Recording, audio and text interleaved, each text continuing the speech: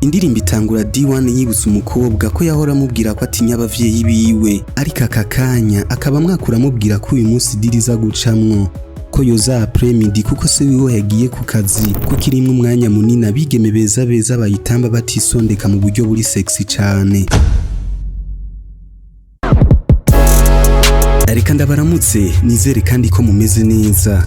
Ni Didman Pro, ndaguhaye ikaze mu kiganiro X News kuri Restage. Ndakwibutsa gufyonda subscribe no kudukurikira ku zindi mbuga zacu dusanzwe dukoresha.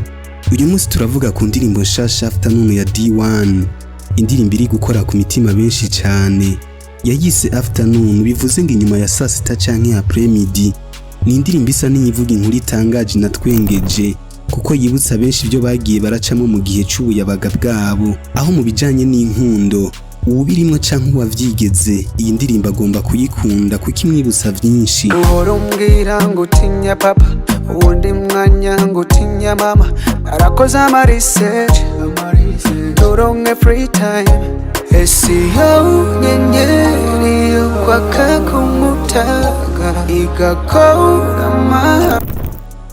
Indirimbo itangura D1 yibutsa umukobwa ko yahora amubwira ko atinya abavyeyi biwe, ariko aka kanya akaba mwakura amubwira ko uyu munsi diriza gucamwo ko yoza après-midi kuko se wiwe yagiye ku kazi, mama wiwe nawe ari kw'isoko. Papa yagiye kumajambo, mama nawe ari mw'isoko, kugeza saa 2 z'ijoro nta numwe aza kubari.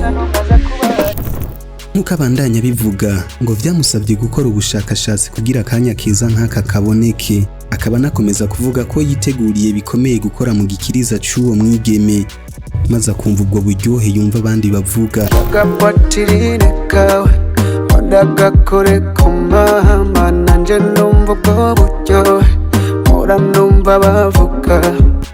Ikaba ari indirimbo irimo amajambo make ariko avuze vyinshi kuba bitahura.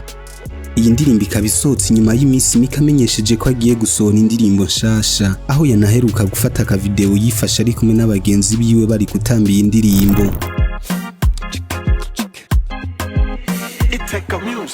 Urumbwira ngo utinya papa, uwundi mwanya ngo utinya mama, narakoze research turonke free time, esiyo nyenyeri yo kwaka kumutaga igakora mahano nkisanga muri mbuto.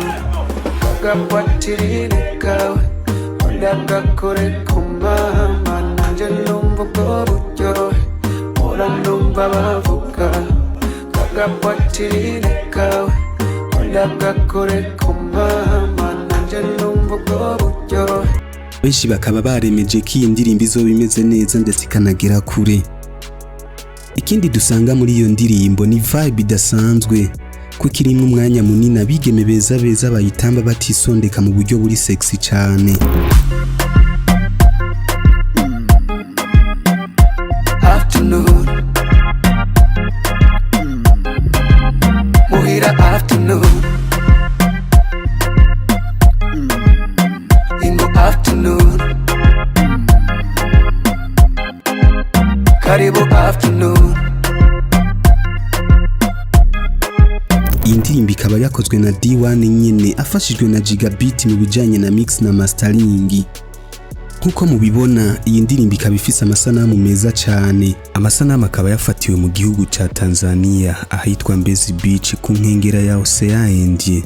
Aya masanamu akaba yafashwe n'umwe mu bahinyanyuzi bakomeye muri ico gihugu, Mariote Arvero, asanzwe ari n'umu official graphic designer wa GSM shigikira umugwi wa Young Africans. Mu bijanye nuko amasanamu apanze byose bikaba bimeze neza kuva ku ntango gushika ku mpera.